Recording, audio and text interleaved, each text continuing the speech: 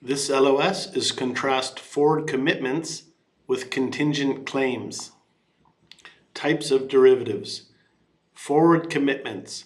Forward commitments are contracts entered into at one point in time that require both parties to engage in a transaction at a later point in time, the expiration, on terms agreed upon at the start.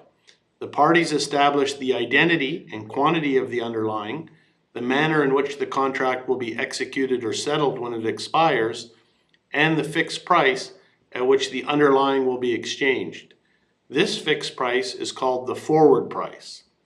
Forward contracts. The following is a formal definition of a forward contract. A forward contract is an over-the-counter derivative contract in which two parties agree that one party, the buyer, will purchase an underlying asset from the other party, the seller, at a later date at a fixed price they agree upon when the contract is signed. So a forward contract is a forward commitment, but the subtlety here is that a forward contract, in terms of the formal definition, is an over-the-counter derivative, okay? And a forward commitment could also include a futures contract. Again, we've already seen this, but getting back to the contingent claim, a contingent claim is a derivative in which the outcome or payoff is determined by the outcome or payoff of an underlying asset, conditional on some event occurring. Contingent claims include options, credit derivatives, and asset-backed securities. So recall the definition of an option. An option is a derivative contract in which one party, the buyer, pays a sum of money to the other party, the seller or writer, and receives the right to either buy or sell an underlying asset at a fixed price, either on a specific expiration date or at any time prior to the expiration date. So the four main types of underlying on which derivatives are based are 1, equities, 2, fixed income securities and interest rates, 3, currencies, and finally 4, commodities. Recall that equities, fixed income securities, but not interest rates, currencies, and commodities are all assets. An interest rate is not an asset, but it can be structured as the underlying of a derivative. We're just going to finish this LOS with a couple of practice questions.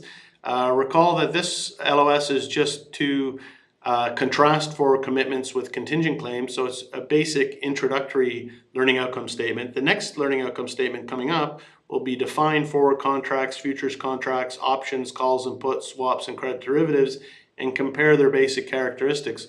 So it's in the next learning outcome statement that we're going to dig more deeply into futures, forwards, etc.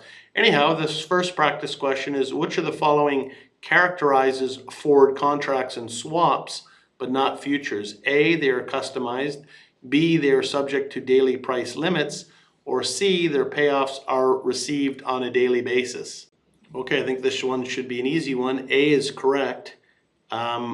Forwards and swaps are over-the-counter contracts and therefore are customized.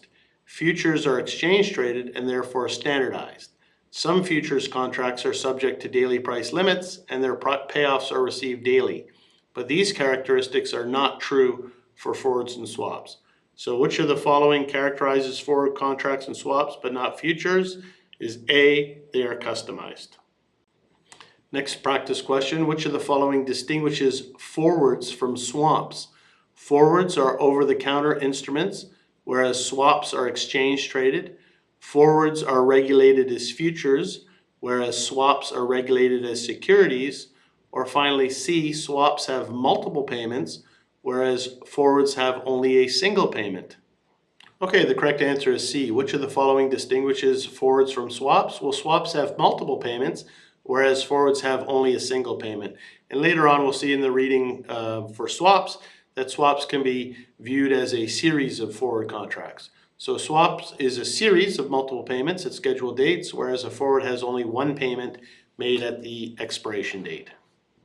And this is the last practice question for this LOS, a nice one to finish on. Which of the following occurs in the daily settlement of futures contracts? A, initial margin deposits are refunded to the two parties. B, gains and losses are reported to other market participants. Or C, losses are charged to one party and gains are credited to the other. Again, I think this learning outcome statement was pretty basic and all these three practice questions were fairly easy. Okay, shouldn't be too difficult. Which of the following occurs in the daily settlement of futures contracts? Well, losses are charged to one party and gains are credited to the other. Losses and gains are collected and distributed to the respective parties.